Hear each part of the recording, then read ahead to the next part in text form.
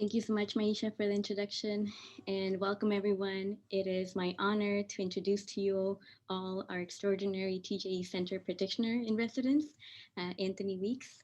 We are really excited for you all to engage the deeply powerful work of Anthony today during this workshop. Anthony holds a master's in fine arts from Stanford University, a master's of social work from Augsburg College, and a bachelor's from Grinnell College. Anthony has over 20 years of experience as an illustrator, visual storyteller, and public listener. And much of his work is very collaborative in nature, where he works alongside teams to create visually rich chronicles and murals of conversations in real time.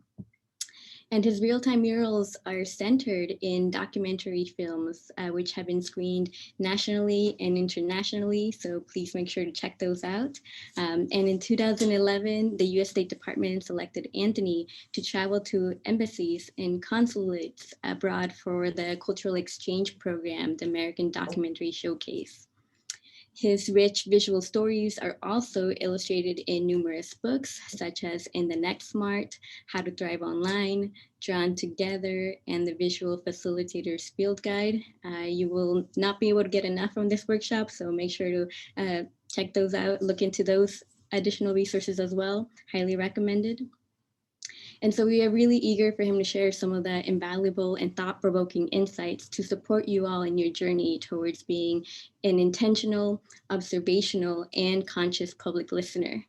We hope you will all gain as much insight as we have from his incredible work, where he has encouraged us to consider what it means to be a conscious listener, interrogate how listening can be used to shift power dynamics, question our own positionality when listening, and consider the multiple approaches to listening we can leverage in our different relationships. And so, with that, I turn it over to you, Anthony. Thank you so much for holding this workshop for our community. Thank you, Ambar. What a generous and wonderful introduction. And thank you to Maisha. I still feel so lucky to be the practitioner in residence this year at TJE. It just, I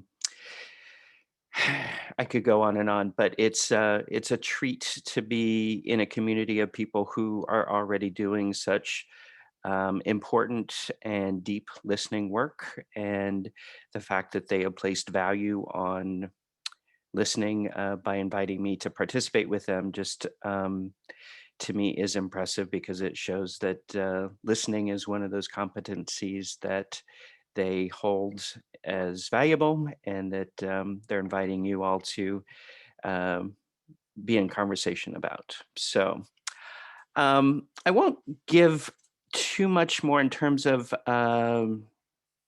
biographical stuff. I think Ambar did that very well, but I do want to tell you a little bit about why this is important to me. And so, as Ambar said, I've been doing what I call public listening for about 20 years. And most of the time, that takes the form of what Amber described as visual storytelling. So just imagine, if you haven't seen it before, some people call it graphic recording, some people call it visual scribing. But essentially, what I do is I'm in conversations. People are, when we were gathering in person, we're just having conversation at tables, and I was off to the side or maybe just off of center. And on a big sheet of white paper with some markers and pastels and inks, I would be um, listening to the content of the conversation and then reflecting back my listening through creating graphic murals. And the purpose for it is to give people an interface for their own conversation as they're having it, but also to let people know that listening is important. It's so important that we have a dedicated listener in the room who is chronicling our conversation. So I did that. I took a little break and did some documentary filmmaking, and then came back to visual scribing. And one of the things that I found out, both as a documentary filmmaker and in my work with doing visual storytelling and graphic facilitation, is it seemed like a lot of times people were really dazzled by the visuals, but the better compliment came when somebody would either see a film of mine or would come up to me after a meeting where I had been doing some visual scribing and say, "You really listened. You got what we had to say." And I took that to heart because it made me realize that even though listening might be invisible, people pay attention to it and people know when they've been listened to. People know who makes them feel like they've been not only heard, but sensed, understood, um, when somebody has been present with them. And so I started thinking to myself, okay, people invite me to be with them, or people appreciate what I do because they see me as being a good listener. But what exactly does that mean? What does it mean to be a good listener? Are we born that way? Do we learn it? Is there more than one way to listen? And I thought, if I wanted to improve the way I listen, how would I do that? Are there classes? Are there books? So I started doing a literature review. And there's listening stuff out there, but it usually takes the form of what I would call active listening. And I think that most of us that have been in, like you all, education programs, social work programs, anything that we would call human relations, we know what active listening is supposed to sound like. It's the tilt your head, nod, paraphrase what people are saying, sometimes repeat what people are saying, and say, it sounds like what you're saying is blah, blah, blah. Or that um, sounds like you're sad, or it sounds like you're mad. And I'm making fun of it because I think it's gotten to the point where we know what the rules are and we know how to perform listening, even though we may not be sincere about it. And I think that it also makes it seem like there's only one way to listen. And I think that the act of listening, when done genuinely, is really valuable. But I also would like to just make an offer to say there are lots of different ways to listen. And I started doing a research project when I found that the literature review was insufficient.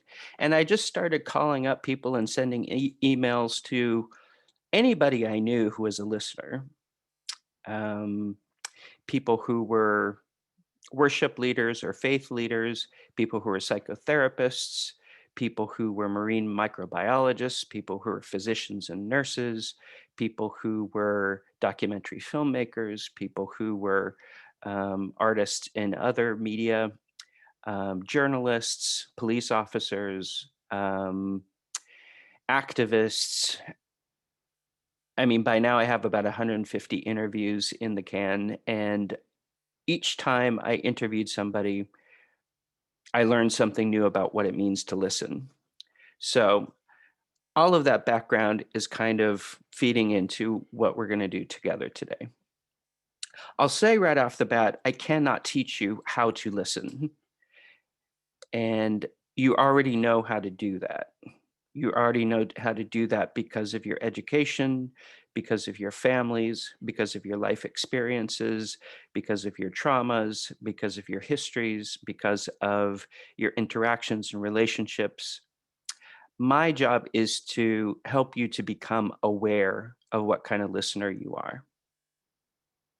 So it's really not a how to workshop, but more a how can I be aware and how can I be open to understanding listening in all of its various dimensions. Okay. Lauren, if you can start the slides, we'll go from there. Perfect. Just a moment.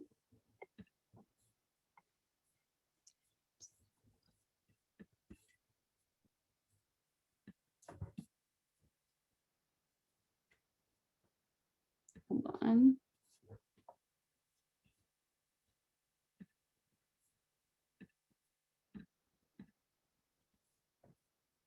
Excellent. Thank you so much. Perfect. And hopefully, are you seeing the main screen or the navigator screen? Nope, this is the main one. You're right Perfect. on track. Thank you. All right, so intention, choice, and power. I wanted to use these words because I wanted to reinforce that listening, first of all, is a practice. It's not something that just happens. You have to work at it. And in terms of being an intention and choice, it's something that we all can be good at. We all can do listening or perform listening in a genuine way, and we can get better at it. But it requires us to choose it, and it requires us to have the intention to want to listen. And then I'll talk more about the power element later, but I do want to just say right off the bat, listening is power, and we can receive it and we can confer it through listening. And as you probably can imagine, if you really stop to think about it, some people are listened to because of their power in the world, and some people are not listened to. So we're going to talk about that a little bit later. Let's go to the next slide. So just some brief overview about the rhythm of our conversation. We do have 2 hours together. I know that some of you may not be able to stay the whole time, but I hope you will.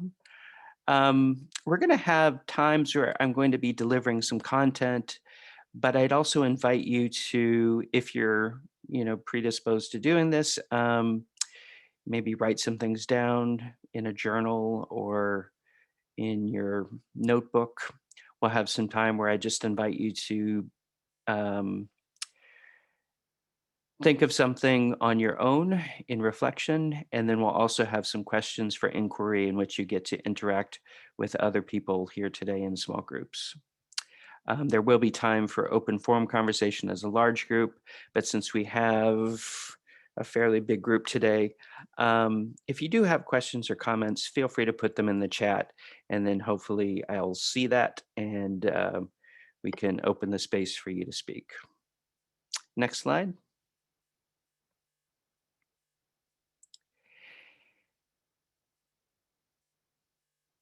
What is your practice of listening as an offer?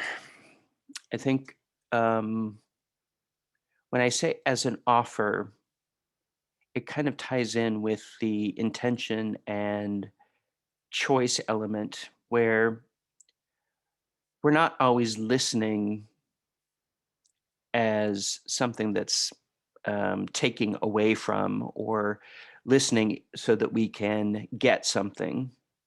Listening is often an offer that we give to people so that, as I said before, they feel like somebody is being present. They feel like somebody is opening a space, and they feel like somebody feels like other people are paying attention to them. So when you think of listening, imagine what it would feel like if you gave it as an offer, as opposed to listening as something where you take something from somebody else. Next slide. Any meaningful conversation about listening starts with how we think of ourselves as listeners. So right off the bat, if you haven't thought of yourself as a listener before, try it on. Imagine yourself as somebody who is a listener, is a good listener, and you have your own ways of listening that, whether or not you recognize them, if you attend to them and if you give awareness and attention to your listening, you'll find out that you listen in a variety of ways, and the people around you in the spaces where you live and work and play and collaborate need listening from you in different ways too. Next slide. So I'm going to give you a question for reflection. I want you to think about this question of what do you pay attention to and what do you give attention to? What do you pay attention to and what do you give attention to? Let's just take a couple minutes in silent meditation to think about what this question means and what it means for you. Feel free to take notes if you'd like.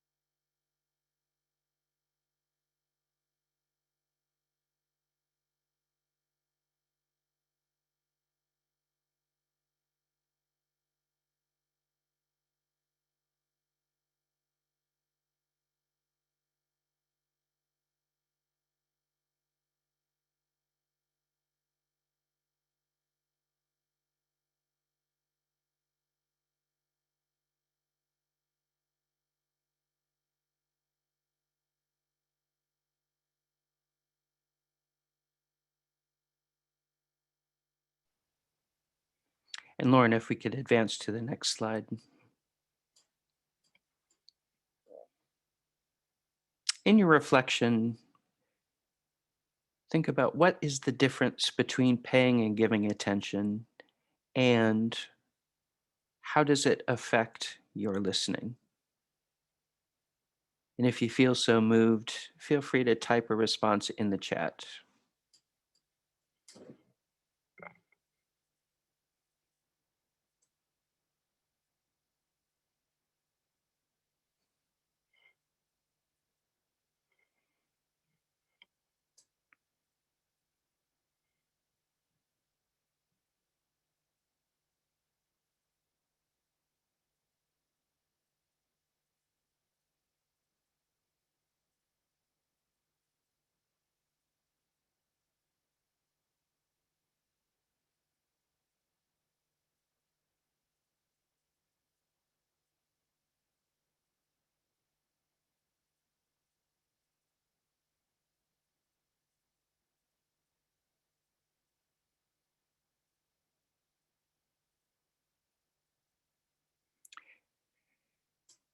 Some of the responses that are coming in,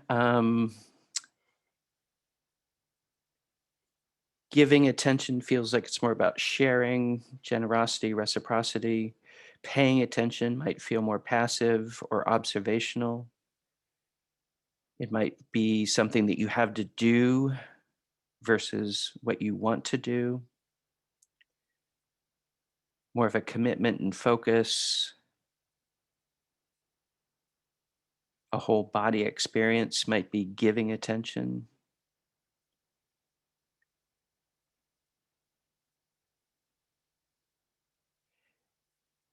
A subconscious choice versus an active choice. Paying attention as a cost or an obligation versus, giving attention freely. Hearing and feeling. Again, another one about voluntary and something that might feel more like a responsibility.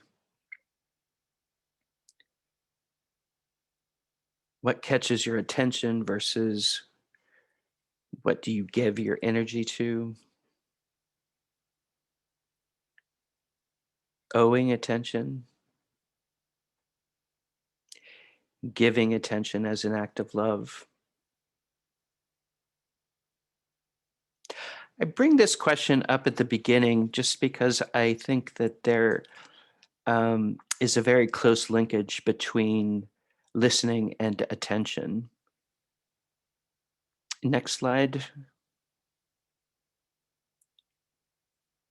Listening is actually, in my opinion, and I'm going to put this out here as an assumption, listening is a moral and ethical choice. It's a signal of our beliefs about power and our intentions about our attention. And so paying and giving might have something to do with your wanting to choose listening.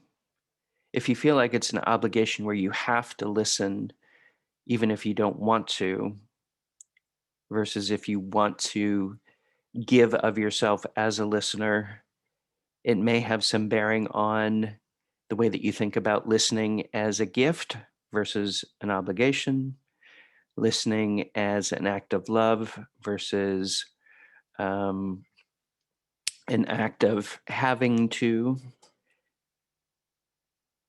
I bring in the moral and ethical part because I think that there is something about that obligation of listening that comes into play here, and it has to do with power.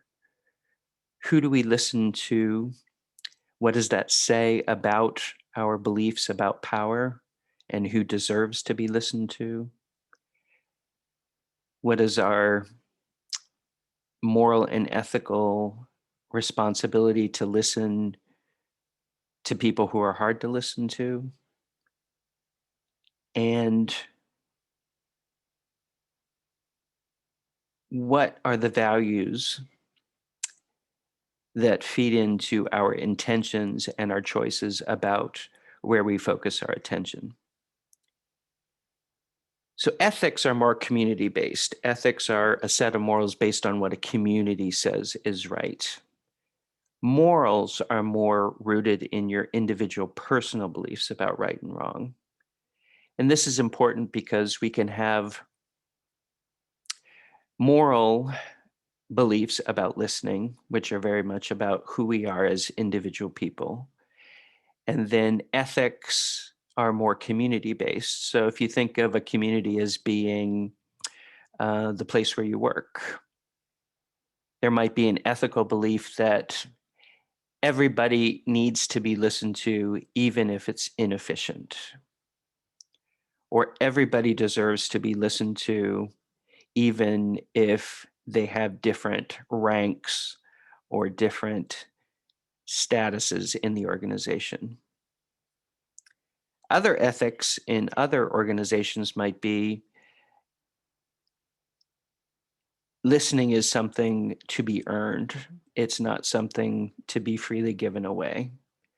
So some people deserve to be listened to, some people don't. I would argue that that's not necessarily an ethical system that I would want to work in, but it certainly exists. So we're going to toy around with this a little bit, and I'm going to give you a chance to talk with some of your peers here. Let's go to the next slide, Lauren. So in the small group, we're going to take about 15 minutes, and you'll be in groups of more or less 5 people. I want you to talk with each other about how your morals, which would be your personal beliefs around listening, how do they fit with the listening ethics of the communities where you live and work? The second question I want you to discuss is, what is the right relationship between listeners and storytellers within your belief system? So I'm going to let you interpret right relationship as you will, but I intentionally put storyteller as opposed to speakers, because I think that sometimes if we think of everybody as being a storyteller, we might be more apt to want to listen to them, because stories have currency, and stories are things that we can relate to on an emotional level as well as a content level. So Lauren, if you can help put us into, you might want to take a screenshot of this so that you'll have it in your small groups. But Lauren, if you could help us get into some small groups, we're going to take about 15 minutes. And when we come back, I'll ask you all for some of the insights that came out of your conversation. Any questions before we go off? Okay, All right, I'll send everyone off now. Just a great. second. Thank you so much. So thank you. Welcome back, everyone. I'd love to know a little bit about what came up in your conversations. And let me preface this by saying that getting you into conversation about morals and ethics about listening right away, I know is somewhat of a tall order. I did this with Maisha and Tori and Hodari and some others back in December, and it was 9 o'clock in the morning, and I think that Tori protested that it was a pretty weighty question for so early in the morning. But anyway, tell me some of the things that came up that were interesting to you or were challenging for you, or anything that was maybe even a revelation.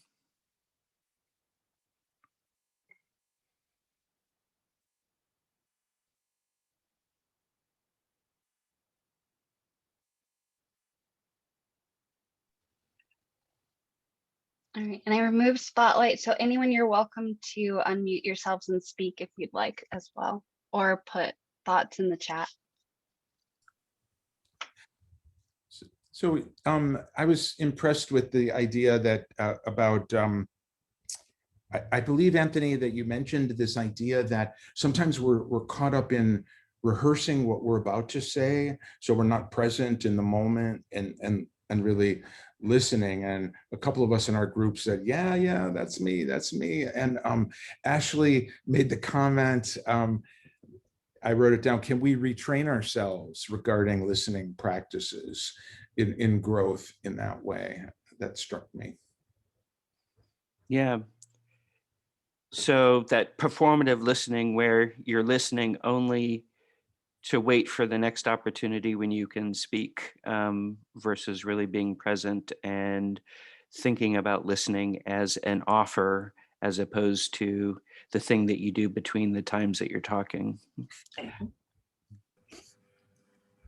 I think similarly, one of the things that our group discussed was trying to really pinpoint this notion of like right relationship, and thinking about, Claudia had mentioned that listening to understand feels like an aspect or a dimension of a right relationship. And then Vanessa had highlighted that even as a storyteller, there's a need to have a self-awareness. And so, we kind of ended our conversation on this point about the reciprocity between listening and being the storyteller, that doing both can be a gift if we are having that kind of self-awareness, and that, that listening to understand and speaking to understand and being mindful of the relationship between listener and storyteller. Mm-hmm. Thank you so much for that, Alexis. I love that. I think that the framing of that right relationship as being rooted in listening to understand seems so fundamental and important. And then also listening to hear when somebody is telling us a story. I mean, we arguably may have different gifts in our ability to tell stories, but if we think of stories as being at their core ways in which we express something that is important to us and something about which we have emotional investment, that changes the proposition. If we think of that as being, what does storytelling and what does story listening mean? It's basically an emotional exchange where we're talking about things that are important to us. So if you're going to listen to somebody's story, it's really being present for that emotional value and recognize that somebody is telling you something about their journey. Does that make sense? Well, I was struck by the question, and as a teacher, thinking about how teachers use story in the classroom Hmm.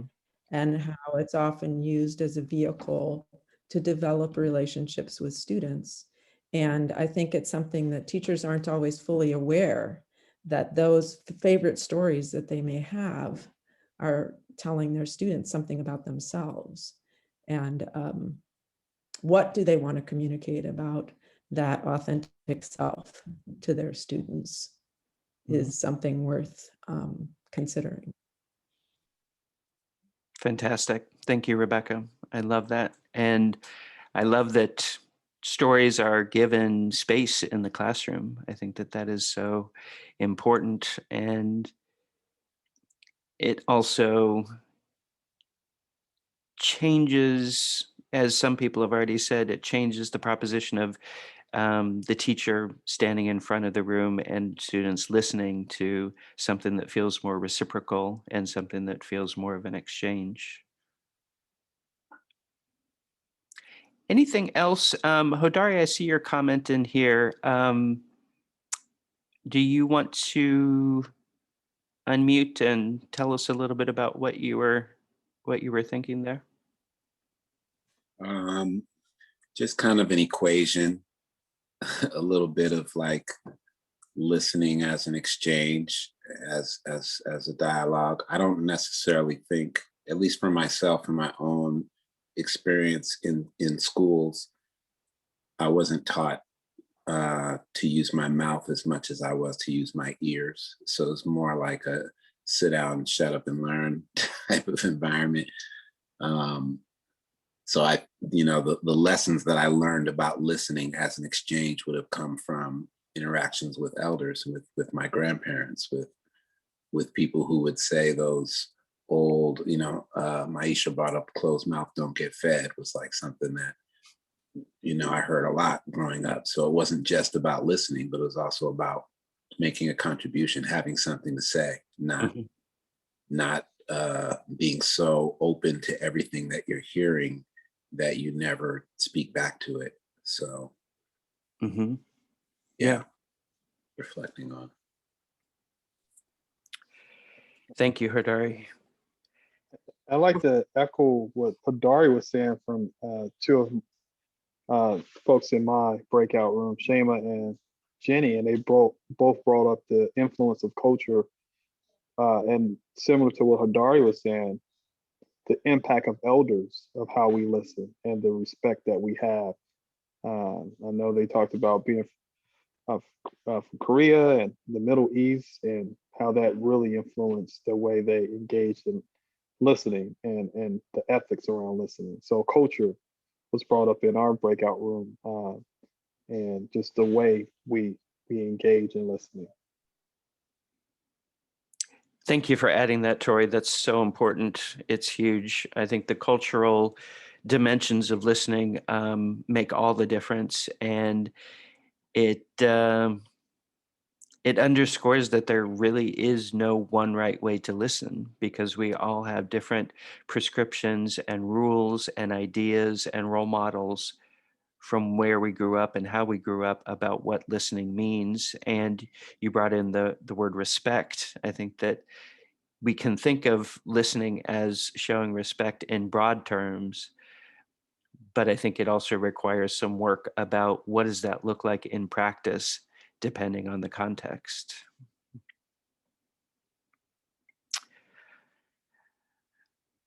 All right, before we move on, I just want to circle back around to something that Stephen said, and relating it to the ethics and morals. There's something that I actually do when I'm in different situations, and that is ask myself, what are my morals around listening in this particular setting? How am I stuck? What's getting in the way? What do I need to do to listen? And then also, what are the ethics around listening in this particular conversation? Because I can assure you that if the ethics of the community or the group where you're having a conversation do not value listening, it's going to be very hard for you to practice listening in those settings. It doesn't mean that it's impossible. It just means you may find yourself being frustrated if you're the only one for whom it is a moral imperative to listen. So I think that one of the things that I would encourage you to do in service to becoming, quote, better listeners is thinking of it in context and thinking of what the ethics are around listening in the different situations where you find yourself. How is listening valued, and how are those ethics upheld or challenged? All right, Lauren, if you could move us on to the next slide, please.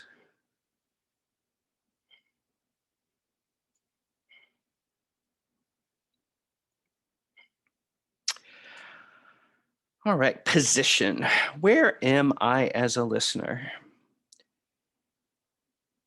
It's so important to ask this question because it gives us some idea about not only spatially, but psychically and emotionally where we are as listeners. Next slide, please.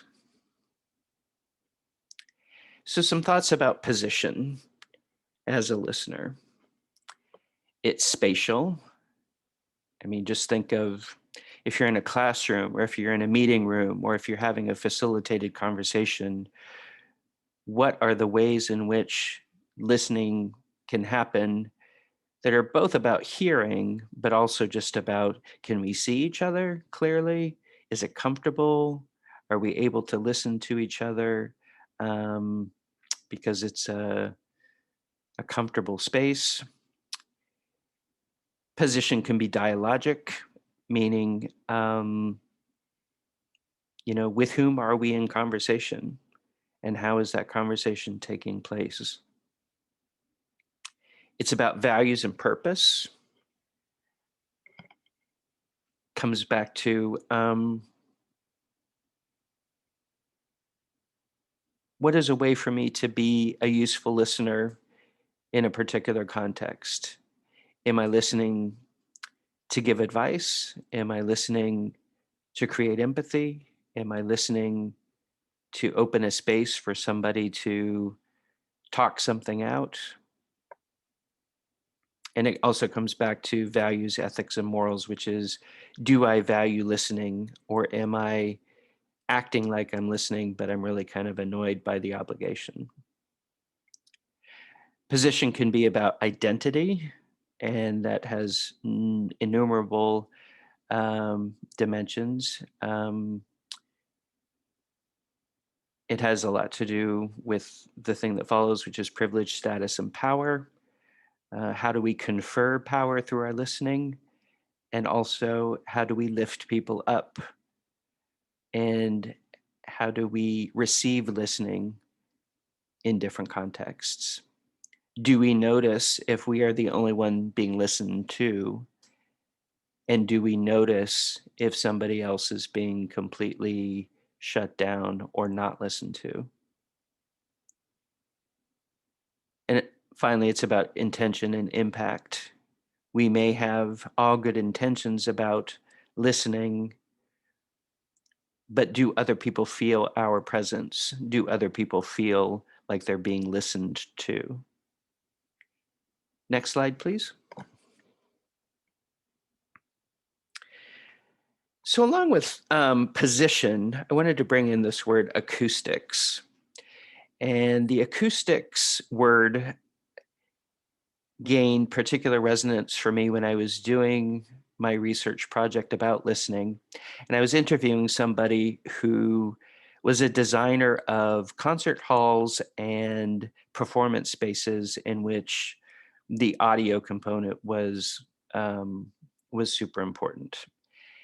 And when I interviewed him, he was telling me about all of the different design elements that go into creating concert halls in order to maximize and optimize the acoustics of the space. So I was thinking, okay, so we have the environmental acoustics that we can design around, But are those the only acoustics that we need to pay attention to? So I started doing some more research and I came across the word psychoacoustics. Psychoacoustics are, it's a science, it's a science about cognition and neurocognition. And what I learned was sometimes when we can't hear, it's not because our ears don't work. It's because there's a different circuitry in our brain that is preventing the signal of getting through. And so psychoacoustics can be something that is physiological, but also it can be something where we may not be able to hear something because of trauma, because of other historical experiences that just don't allow us to hear something. We have historical and futures acoustics. How we think about the past and how we think about the future definitely have impact on the way that we listen in the world. As we talked about just a minute ago, identity also has a big impact on the way that we listen in the world. And a lot of that has to do with power, but it also has to do with culture. It also has to do with context. It has to do with prescriptions and proscriptions about listening and who and what deserves to be listened to. Purpose acoustics, are we clear about why we're listening to each other? Do we see listening as being a useful purpose, or do we see it as being something that is incidental, or if it happens, it happens, but we don't necessarily need to invest in it? And finally, spiritual and ethical acoustics. If you were to think of your spiritual house as being something that you've designed in order to listen better, what would that look like? And what would be some of the elements that would help amplify some of the signals that are happening in your spiritual or ethical environment? So something that's a meta theme that I think that you probably all know, but I just wanted to call it out, is listening is more than just hearing. Listening is multi-sensory, it's multi-context, it's multi-dimensional. So it's not just what comes in through your ears, it's a whole body and whole being experience. Next slide, please. I just want to give you 3 different examples of positionality and how they relate to listening. And the first one is listening nearby. So if you're listening nearby, it's a conversation that's going on alongside, but there's some distance there. And you're privy to the conversation, or you're privy to the content, but it's not like you're involved. You're more an observer at a distance. Because there's little to no interaction, the story that you're hearing or the stories that you're hearing are filtered through your own experience. And so you're listening, but you may not be, you may not have all of the information about the context and the emotional value of what you're hearing and listening to. Next slide. Listening to is a little bit more intimate. It's definitely an observational or witnessing role, but it's it could be a conversation with a friend or family member. It could be a conversation or a discussion in a class. It could be an interview. It could be a spirited philosophical argument. It could be a design session. It's something in which there's dialogue and exchange to check for clarity and accuracy and understanding. But primarily the currency here is data or content. It may not be deeply emotional, but it may not need to be. It may be you're exchanging facts or you're exchanging ideas. And so you're listening to somebody and you want to extract something from them, but you also want to share something.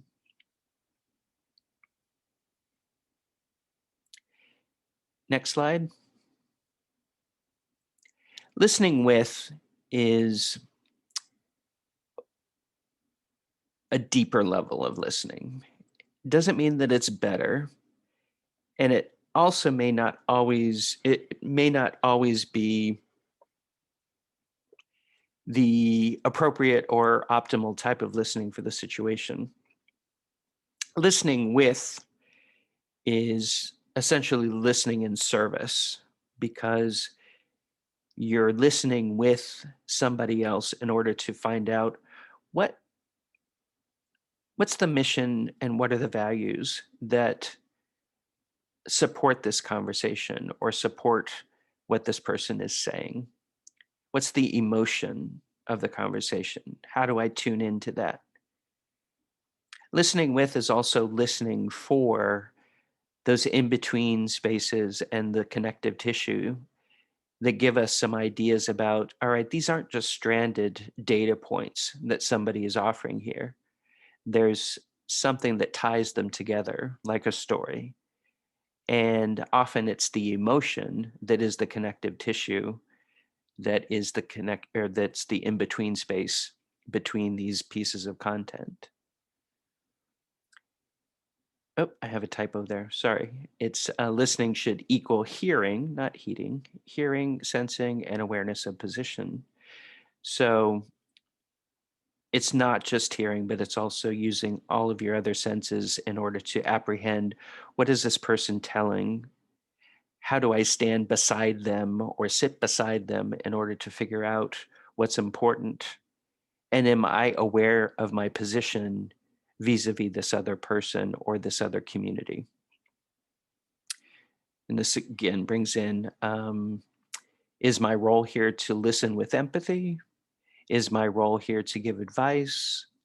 Is my role here to listen because this is a group that has in the present or historically not been listened to? What's my awareness of my position, and how does that help me or hinder me from listening?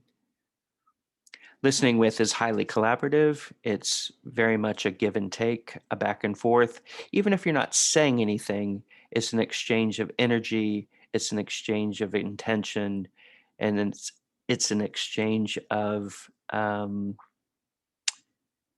choice or an agreement about choice to be in conversation with and to listen with each other.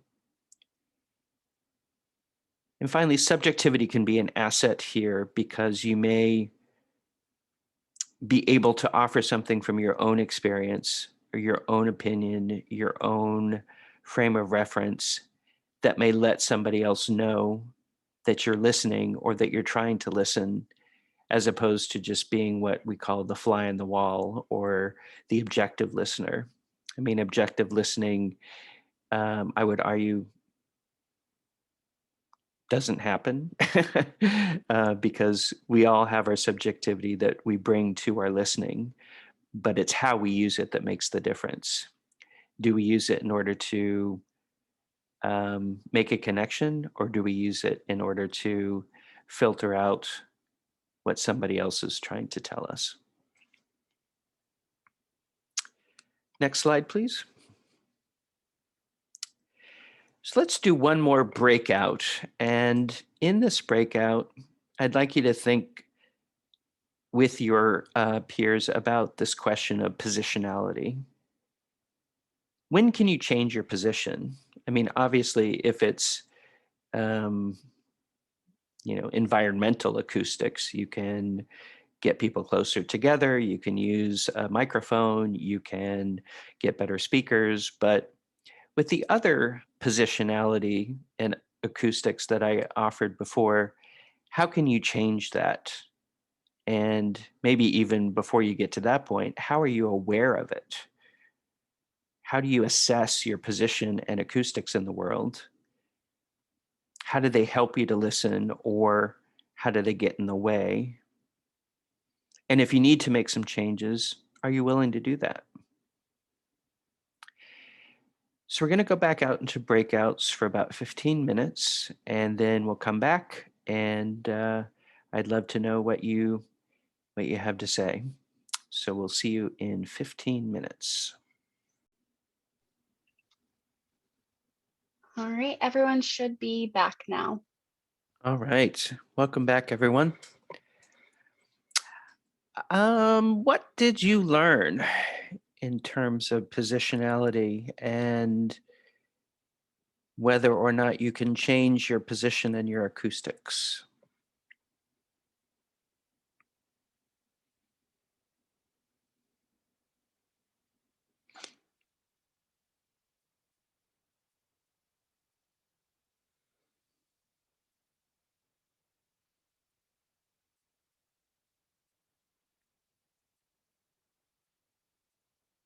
Jennifer, can I ask you to speak to your chat comment a little bit more fully? Yeah, I have such strong members in my group, so I hope they'll speak up.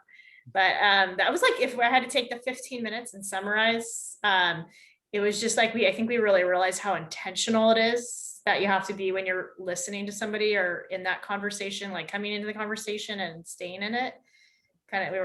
I was kind of saying like an athlete, like it's almost like I feel like it's game day and I'm like in and ready to listen. But that's kind of a lot what we talked about, and I was really impressed with the individuals in my group. They talked about just even being a teacher where the role is talking, and how you have to create the space and the intention to listen to the students, and it's not there because there's so much focus on curriculum, and so that's kind of summarizing, I think. But if anybody wants to add those in the group, please, because it was a good conversation.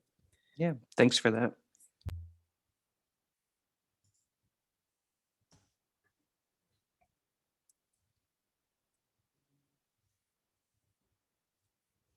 As we were wrapping up, I was in the room with Anna and Ellie, and I thought a really interesting point was made about acoustics and how bias and acoustics interact, and what happens basically in your mind when you're trying to listen, but there are other biases that you can't shut out. Mm-hmm.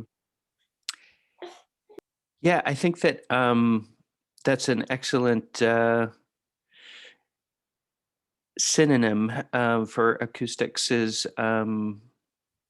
biases, because I think that if it's not a synonym, they certainly go hand in hand. They can alert us to the ways that we're listening, and they can also give us some valuable information about the things to which we are opaque and what we tend to be open to. They can amplify, and they can also stifle. Stephen, did you want to jump in and talk about the comment about maybe not listening is the right choice if one is being triggered? I was thinking about what you said about the psychoacoustics and how it can be really deep in the sort of neurological kind of response, cognitive neurological response, and how sometimes we can't hear because of trauma. So I was commenting, I shared in our group that as a gay man, if I hear very heteronormative remarks or homophobic remarks, it's very triggering, and it's very difficult for me to listen beyond that. So I tend to sort of retreat, withdraw, and stop my listening. Mm-hmm. And so I think we chatted a little bit about that in our group about, I put Chris's quote in there. Chris, I didn't know if you wanted to say any more about that, about, sort of sometimes maybe it's not the best choice to listen at that point. Maybe it's healthy to set some boundaries. Mm-hmm. Mm-hmm. Yeah, I think that's a good summary. And the idea that refusing to listen can be an act of power and an important thing, especially if your gut is taking you there. Mm-hmm. Yeah, it raises the very useful question of, again, what's the purpose of the listening? Because I don't want anyone to come away from this conversation feeling like they have to listen in every circumstance to everybody. And I'm never going to recommend that somebody listens when it will do them harm, because I think that, you know, the listening may be difficult at times, especially if you are listening in a way that's less familiar to you, or if you are really struggling to understand, but you want to understand. But listening in ways that do emotional, psychological, or psychic harm, I think we wouldn't we wouldn't do that if we were in physical harm. So why would we do that psychologically? But I do think that just coming back to what's the purpose of the listening? Why am I listening in this context? What do I need from it? And what do I have to offer? And as you both have pointed out so wisely, sometimes it's about knowing when to not listen or redirect your listening so that you can protect yourself. Other things that came up about position, or anything that came up from the comments about acoustics, or the conversation about acoustics?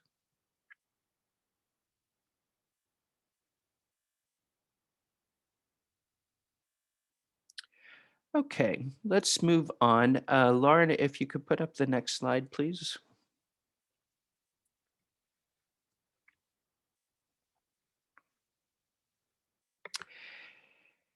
So it said at the beginning that there are different types of listening, and we may be predisposed to doing some of these better than others. And I wanted to review them briefly. And when I give you the descriptions of each, I want you to metaphorically try them on for size and see how they fit for you, and also to see how they fit in different circumstances where you find yourselves.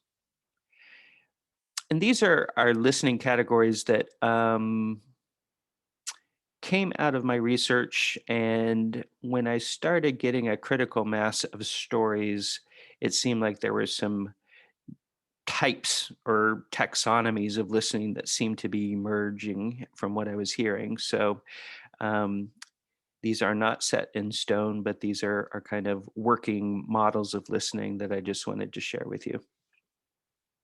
The first is empathic listening. And empathic listening might be best described as the kind of listening that we do when a clear outcome is not what we're looking for, but we're really prioritizing presence, understanding, feeling of like what Hadari said earlier about attention being an act of love.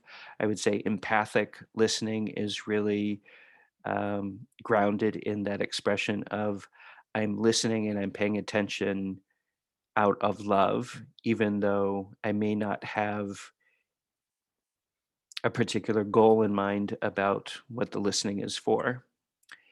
And it reminds me of some of the work that I did many years ago when I was a social worker. I worked out of a police station, and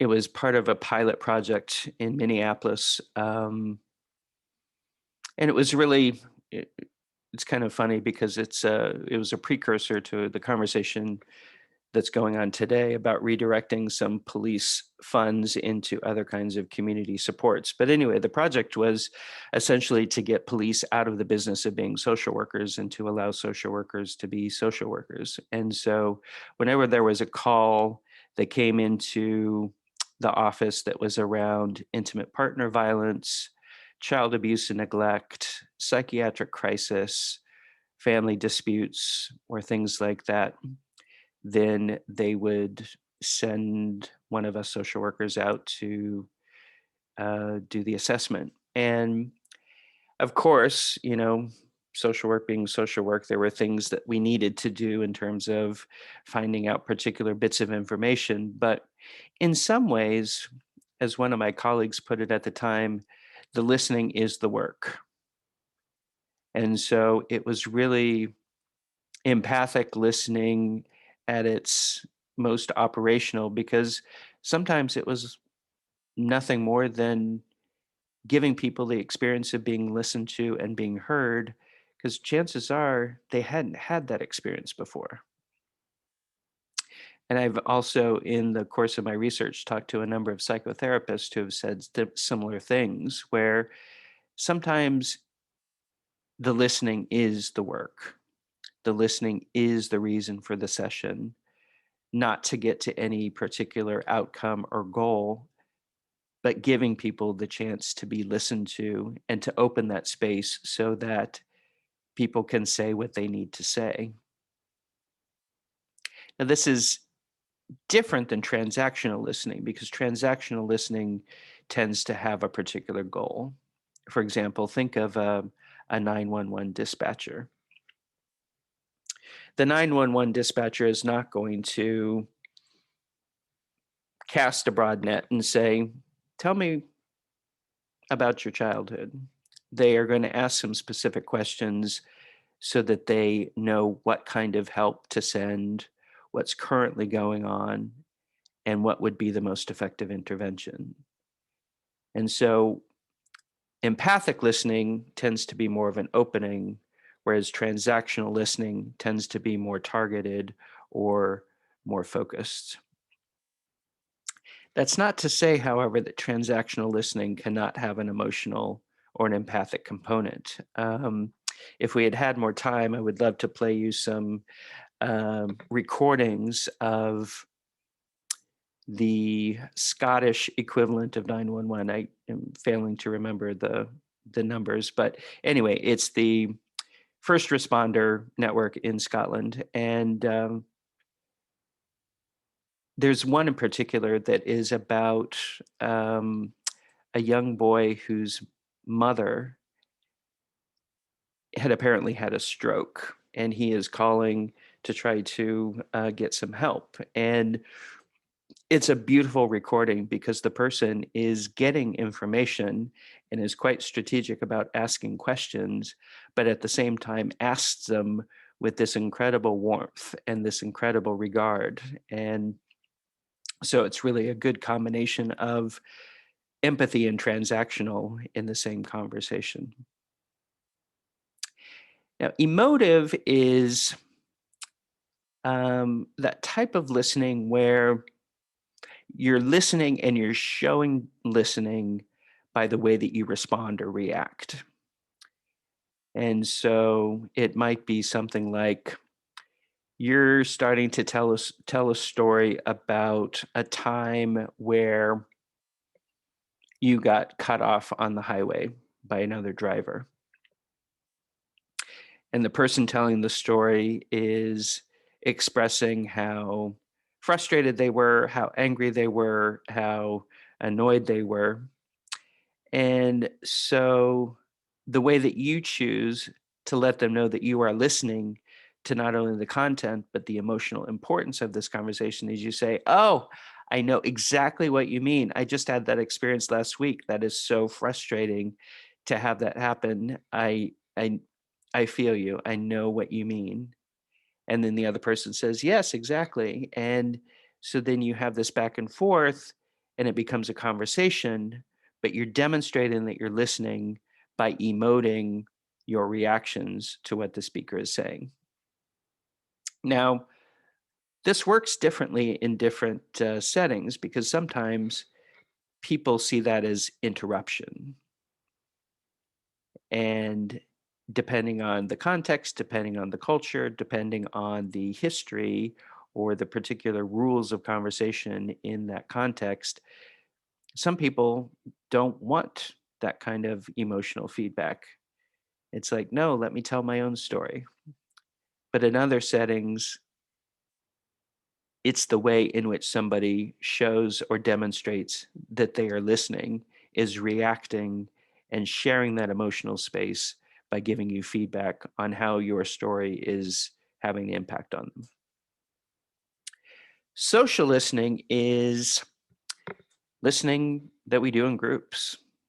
It might be watching a movie together, listening to a piece of music together.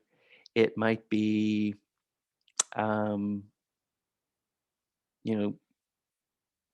comparing notes about a particular conversation, but it's harnessing the listening power of a group and using that as a way of trying to reach a higher truth, or to maybe check our biases or check our acoustics. It's using other people's listening as a way of amplifying or checking our own. Systemic listening is somebody who is able to listen and make connections at the same time. So they may be listening to something, but then it starts to make their synapses connect with other experiences, or it's the kind of listening where somebody is having an individual conversation, but is readily able to see it and to understand it in context. They're able to easily make connections with what they're listening to with other things that they've heard or experienced before. So it might be another way of putting it might be contextual listening. How do you listen in a way that allows you to listen outside of that particular enclosed conversation? And finally, as we talked about before, story listening is the ability to listen for the stories that are nestled within the data that sometimes people are sharing. It's being able to listen for emotion, understand when somebody is telling us something important to them, and really being able to pull at those threads of story so that you can gently ask follow-up questions, invite them to tell you more, acknowledge that they're telling you something that seems like it's important to them, and really getting into the emotional import as well as the content. Does anybody have any initial reactions to that or any clarifying questions? I know that there's some overlap between these, so I do recognize that, but I wanted to put them out to you to let you know that, we aren't good listeners or bad listeners. We just listen in different ways. Anthony, I would love if you could talk a little bit more about the social thing. I was really trying to grasp exactly what that was about in terms of, I think you were saying how the speaker is listening to kind of take cues from the social. And so I was hoping you could elaborate a little bit on that type of listening. Sure. The social listening is really listening in a group. And so it's like one example that I'm thinking of is one of the people that I interviewed is a sound engineer. And so he creates master recordings of music. And so what he does when he is working on creating the master is he'll assemble a group of musicians and have them all sit in a room or a studio and listen to the same piece of music, and then have them talk about it and have them share their experiences of it, so that the truth about that particular recording, I mean, is it too tinny? Is it too bassy? Is there a part of it that needs to be amplified? Is there a part of it that needs to be a little bit more muted? The truth does not reside in any one particular person's experience. It's something social, so that everybody's experience creates a kind of, if you will, a meta listening or a mega listening that goes beyond or transcends any one particular experience. And so maybe put another way, it might be another word for a debrief of an experience, an after action review, or if we put on an event or a conference together and we want to know what we've learned from it, maybe we assemble a group together and everyone gets a chance to talk about their experiences and we listen together so that we come to some sort of overall greater understanding of what just happened. And it may include people that might not otherwise be asked to participate, because it seems like sometimes we do have a bias toward one-to-one conversation. But what happens when we assemble a group together and listen to something in common, what emerges from that? Does that help? It does. Thank you. Sure. I know that we just have a couple minutes left. Lauren, could we go to the next slide? So just some questions to leave you with. What type of listening feels most native for you? Where do you want to improve? A couple of you may have heard me talk about this before, but one of the humorous and educational experiences that I had was when I was interviewing somebody who was a 911 dispatcher. And for the longest time, he did not want to do an interview with me because he didn't think that he was a very good listener. And I kept asking him, or emailing him actually, I was like, why do you think that? You're a 911 dispatcher. Of course you're a good listener. And he said, well, my wife tells me on a regular basis that I'm not a good listener. And so anyway, after we started talking, I asked him questions about how he did his work. And he was a phenomenal transactional listener. There were just so many ways in which his experience as a 911 dispatcher had given him that ability to really hone in on the right questions to ask. And so when we established that he was a transactional listener of, expertise, I think he was proud of that. And that didn't necessarily help the fact that his wife didn't think he was a good listener, because chances are when it came to empathic listening or relational listening, he needed some work. But that did not mean that he was a bad listener. It just meant that he was a very skilled transactional listener, but needed to bolster his skills in empathic and relational listening, especially with the people that were closest to him. Next slide, please. So in sum, to learn to listen, we need to practice. And I would just put out there, we never get to the point, I would offer, you can choose to disagree, but I would say we never get to the point where we are so expert at listening that we don't need to practice anymore. There are always going to be new situations. There are always going to be different situations in which our listening may not be appropriate. It may not be up to the caliber that we need in order to be valuable as a listener in that context.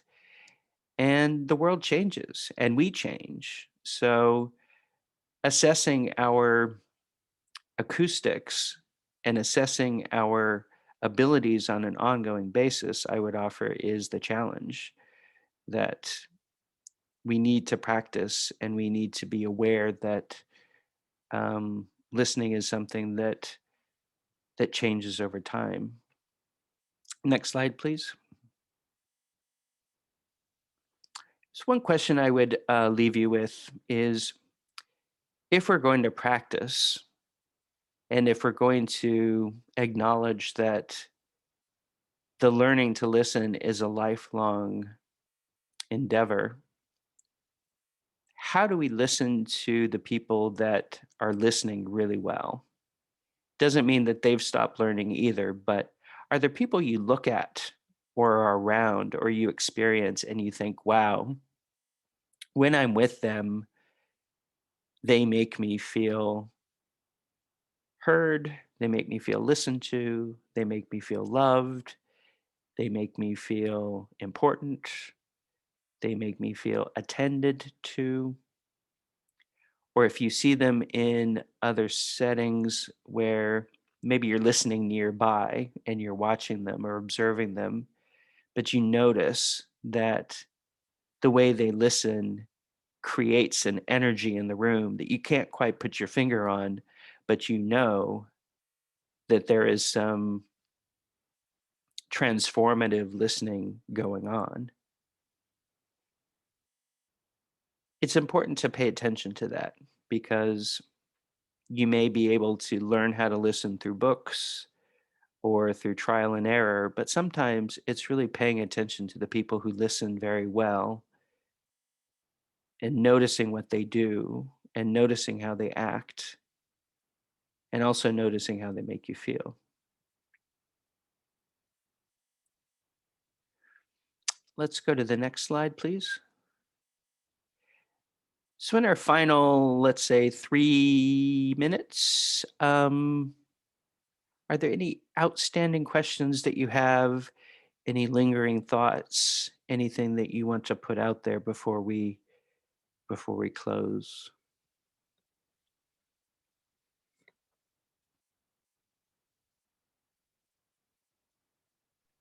I see a hand from Dr. Maisie Colson.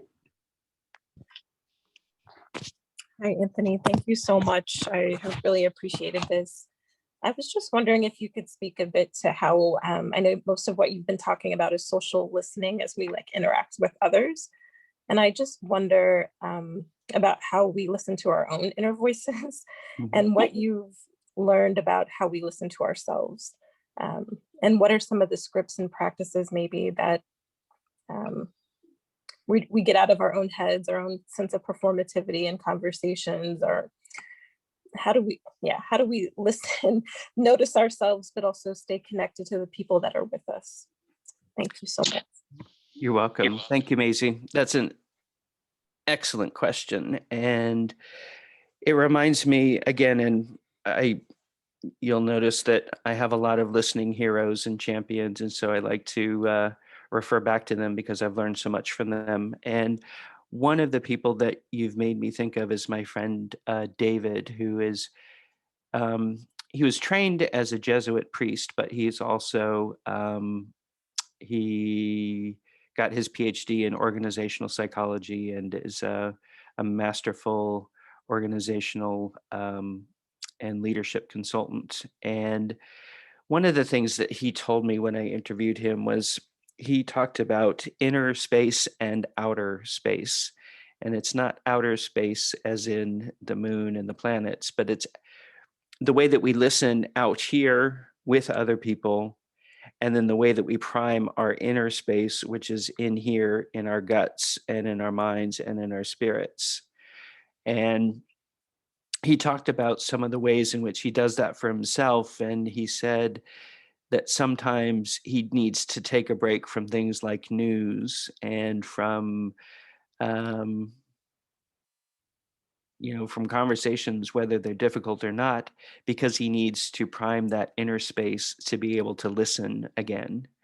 And so he'll listen to some non-lyrical music, or he'll meditate, or he'll go for a nature walk, or he will pray, or he will read poetry. And in all of those ways, he's priming his inner space to be able to welcome listening again when he's ready, listening from the outer space.